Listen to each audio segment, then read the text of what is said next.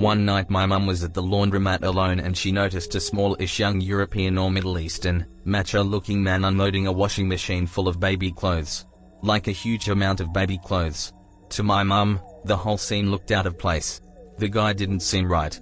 His demeanor didn't fit the load of baby clothing he was hauling into his basket.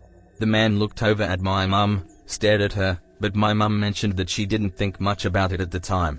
She left shortly after with her load and drove back to her unit. Couple weeks later mum finished her shift at work and drove back to her place, went to bed, woke up the next day in the afternoon and soon heard a knock at her front door.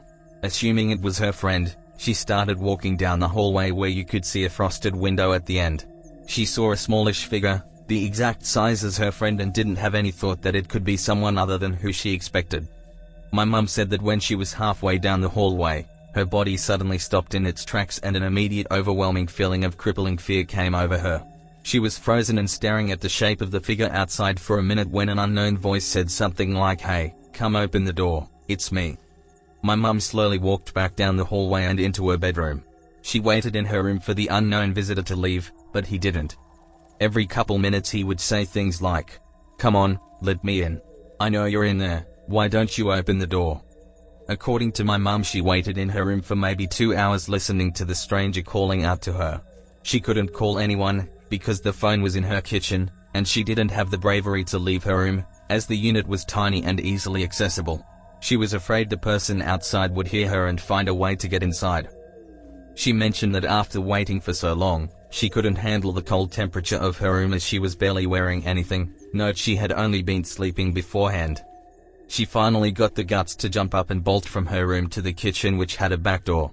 She ran out the back door and down the street behind her unit. She had a neighbor who she was friends with and went straight to their place. She explained what happened and they both looked out this person's window, which had a view of my mum's unit since their street was in a U-shape. They could see the stranger still standing at the front of my mum's door. It was the same man from the laundromat a few weeks earlier. They called the police, but the man left before anyone came. After the incident, my mum stayed at her parents' house for a few days.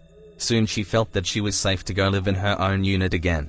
A couple weeks after moving back to her unit, she begins receiving notes/letters under her door and on her front steps. According to my mum, the letters had strange things written on them. She never told me what was written, but she mentioned that the sentences and words were extremely amateur, as if written by a 6-year-old. Letters were squiggly, written back to front and arranged in strange sequences. My mum would give the notes into the police station. They weren't treated as much of a threat. This continued for maybe a few weeks or a month. One day my mum woke up in the afternoon after a previous night shift. It was just another regular day, but she felt that she needed to go and spend a night at her parents' house. She left, spent the night, and got a call the next day to find that the strange man from the first incident had returned to her unit around the same time she left, made his way to the back of her unit with an axe, and immediately started axing down her back door like a madman. He was seen by a neighbor, who called the police. However, the man left before the police came. Anyway, it turned out that the man's description, partnered with the strange notes my mum was receiving, fit the policeman's belief that the man was a suspect of the rape and murder of a number of girls in Melbourne from 70s onwards. He wasn't caught, and I don't know if he ever was. He's most likely still out there.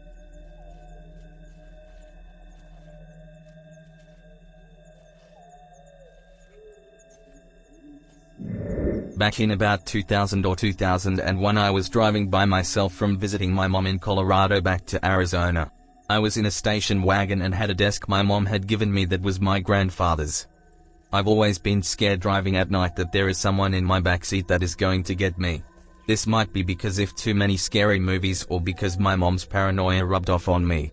I was in the army and drove back and forth a lot to visit her. She would get mad at me for sleeping at rest stops or gas stations and tell me someone was going to kidnap me and kill me. But I just didn't want to be bothered with the hassle and expense of a motel most of the time. I digress. So I'm driving an empty stretch of highway late at night with no other cars around. This red truck comes up behind me, flashing his lights and honking his horn at me. I was thinking to myself that there was something wrong with my car, or maybe there was something wrong with the desk in the hatchback.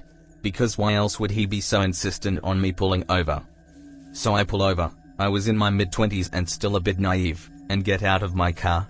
As I'm getting out of my car, he's directly behind me and still flashing his lights and honking his horn. I got to about the middle of the car. I planned on going to the back to see what could have been wrong with my car, when it hit me. Why is he still honking at me when I'm out of my car? That's odd. Then he gets out of his truck. That's when I knew something just wasn't right. I jumped back in my car and sped off. The next exit was 45 miles or so away. He followed me the entire time. I'd take the first exit and go to a crowded grocery store with a laundromat next to it.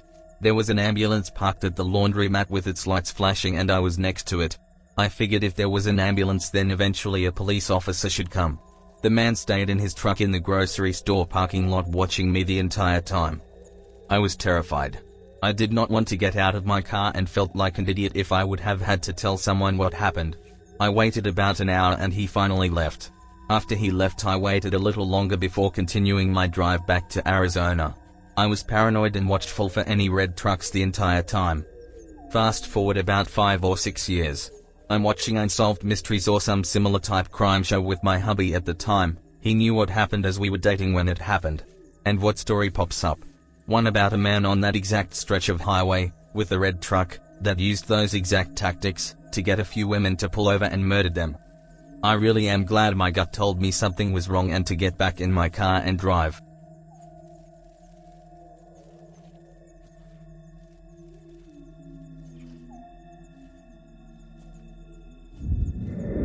In 2003, I was a 16-year-old employee at an urban clothing store here on the south side of Chicago.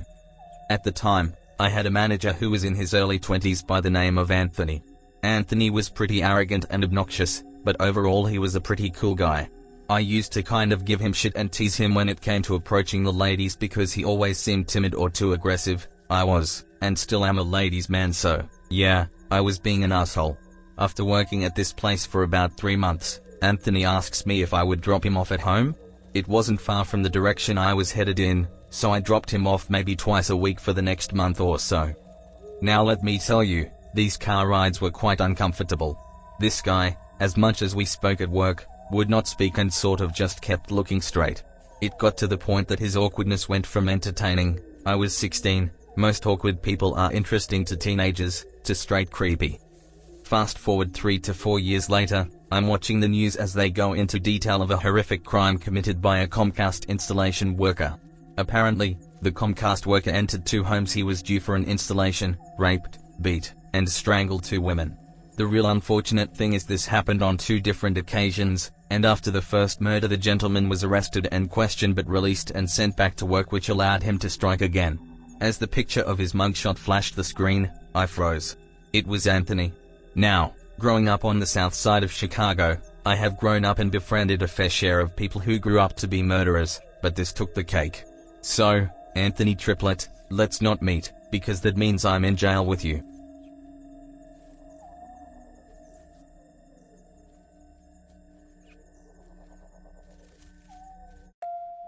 Thank you for watching this episode of Zombie Reads. Make sure to subscribe, like, comment and let Zombie know what to read next. Stay undead.